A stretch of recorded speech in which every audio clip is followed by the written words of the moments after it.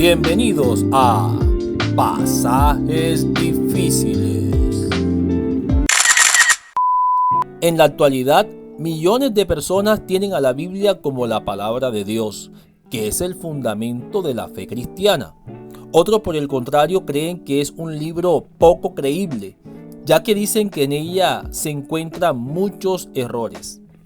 ¿Y cómo creer en un libro que tiene contradicciones dentro de sí mismo? Errores históricos y además errores en las ciencias naturales. La Iglesia cristiana ha sostenido a lo largo de los siglos que existe una unidad esencial en las Sagradas Escrituras y que forman una biblioteca divina congruente y unificada en cuanto a enfoque y enseñanza.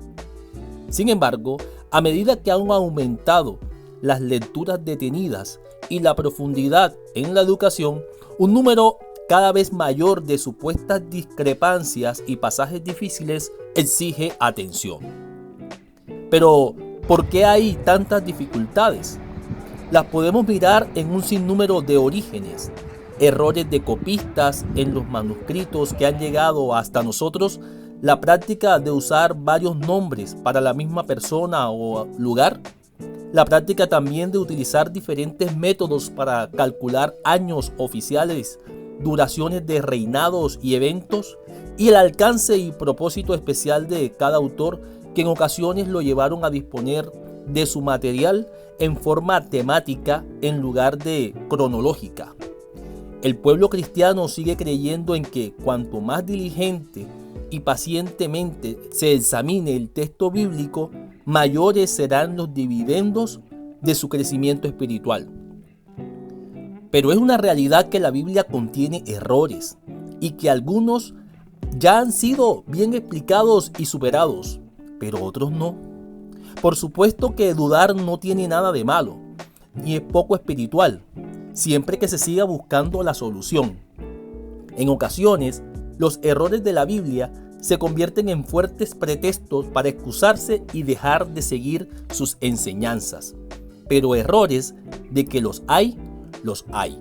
Por ejemplo, nada más en el comienzo de la Biblia, cuando se narra la creación del mundo, encontramos dos relatos que son totalmente contradictorios.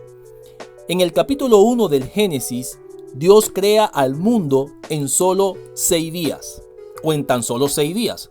Más adelante, en el capítulo 2, se relata la creación en un solo día. Según Génesis, Dios crea a los seres vivos en orden progresivo, según Génesis capítulo 1. Primero las plantas, luego los animales y por último los seres humanos. Pero según Génesis capítulo 2, Dios crea primero al hombre y después a las plantas, más tarde a los animales y finalmente a la mujer. Lo que podemos ver en el primer relato parte de una situación de caos, de tinieblas, con todo totalmente invadido y dominado por el agua. Esto es lo que algunos eruditos llaman una cosmogonía acuática. Por el contrario, en el capítulo 2 nos encontramos ante una cosmogonía terrestre. Aunque se supone que el mar existe, ni siquiera en este capítulo se le menciona. El autor del capítulo 2, más bien, que es uno distinto al del capítulo 1, le llama la atención la ausencia del agua, porque el Señor Dios no había enviado lluvia a la tierra, ni había hombre que sacase un manantial. También hay una contradicción en cuanto al propósito con el que es creado el hombre. Estoy hablando del capítulo 1 y del capítulo 2. En el capítulo 1, por ejemplo, se enfoca en un modo grandioso. Creced y multiplicaos. Es la orden que se le da al hombre. Llenad la tierra, sometedla. Es enviado a dominar a los peces del mar, a las aves de los cielos, todos los vivientes que se arrastran sobre la tierra. Es todo un programa de futuro abierto al progreso y a la conquista del mundo, como tarea encomendada por Dios. Sin embargo, en el capítulo 2 se concentra entonces en límites más modestos. La función del hombre es solo guardar y cultivar el jardín plantado por Dios. También en el Nuevo Testamento se encuentran contradicciones. En la genealogía de Jesús, por ejemplo, hay diferencias, puesto que, según Mateo, Jesús desciende de David a través de su hijo Salomón, mientras que de acuerdo con Lucas es a través de otro de sus hijos, de Natán. Pero también hay errores en el campo de las ciencias naturales y exactas. Por ejemplo, en astronomía, para la Biblia el mundo tiene una antigüedad de unos 6.000 años. Y sabemos hoy, según la ciencia moderna, que la antigüedad del universo es alrededor de, como mínimo, unos 15.000 millones de años. Y la de la Tierra de unos 5.000 millones. Estamos entonces hablando de una cifra enormemente mayor de la que se desprende de la cronología bíblica. En antropología también hay errores. La Biblia dice que los primeros hombres tenían una increíble longevidad, vivían demasiados años.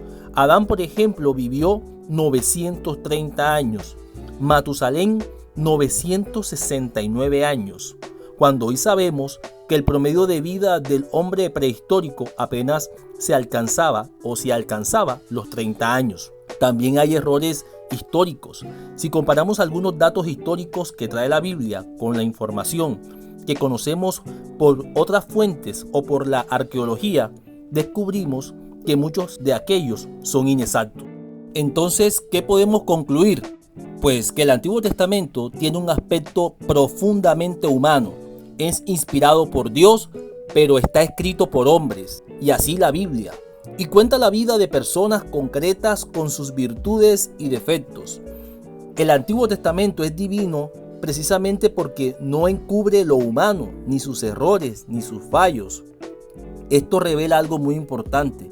Dios acepta al hombre como es. No ama a seres ideales, sino a personas reales. La Biblia no se escribió en un poco tiempo, sino a lo largo de 12 siglos. De manera que no podemos interpretar como palabra de Dios lo que es palabra de los hombres. Entonces, aclaremos el tema de la inerrancia bíblica. No es de sorprenderse que la Biblia sea difícil para tantas personas, ya que nuestra cultura ha perdido el contacto prácticamente con ella. Por tal motivo, la Biblia sigue siendo un documento para algunos cerrado. Se ha hablado durante muchos años de la inerrancia bíblica.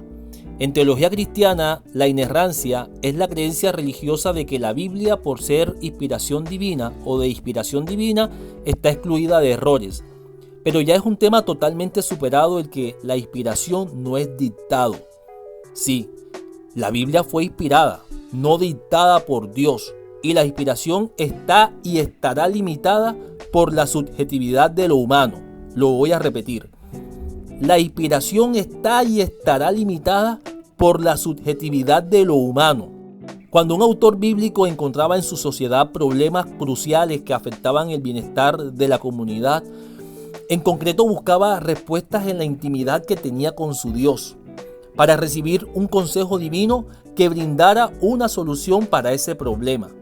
Por ejemplo, cuando un autor del Pentateuco escribe la ley del ojo por ojo y diente por diente, eso fue un adelanto significativo para la sociedad de ese momento, ya que antes de esta ley divina era ojo por cuello.